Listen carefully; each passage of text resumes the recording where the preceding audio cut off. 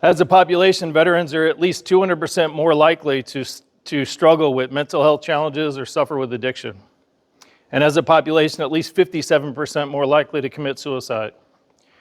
We often hear this number 22 a day. It's been a popularized number for some time. And sadly, with all of the emphasis and all of the attention that that's getting, we're not seeing the number go down. In fact, a recent study suggested that it could be as high as 40 to 44 a day, especially when we're accounting for accidental overdoses, poisonings, or death due to high-risk behavior, or maybe the veteran didn't go out to kill themselves that day, but they were doing something for adrenaline, they were doing something to kind of get out of their mind, and they weren't necessarily intending not to kill themselves. The post 9/11 or GWAT population is experiencing PTSD, being diagnosed with PTSD at rates about 1 in 5, or about 20%. But those who are experiencing some very significant symptoms of post-traumatic stress is unfortunately much higher than that. What I want to look at today is specifically that transition from military service to veteran life and how that brings about some new challenges and new threats.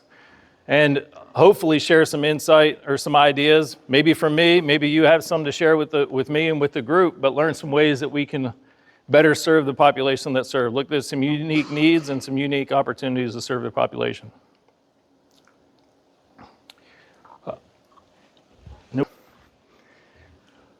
So what you'll learn today, and these are the learning objectives, so how transition from military service creates unique mental health challenges, some strategies to foster emotional resilience and better connect with the veteran population.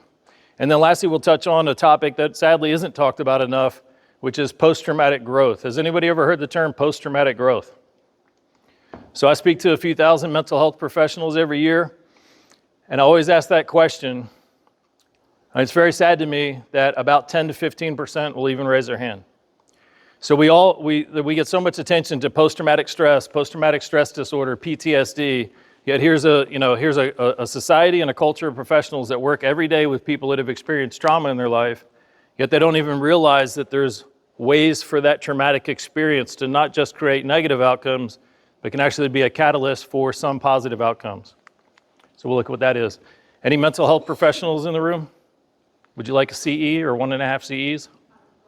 Okay, great. So I'll share a slide at the end on how you can get that. And if you leave early, you won't be getting that. So I'm just kidding. All right, so I do have so I was doing some tech troubleshooting so long, I forgot to bring these out. There are some handouts of some exercises that I use in my work and that we've kind of used with the veteran population. These are all, non-clinical tools or modalities, but some reflective practices that individuals can do to help foster greater resilience, greater wellness. So you can download a digital copy there if you like it. If you like any part of it, use it any way that you like. You use it yourself, share it with others.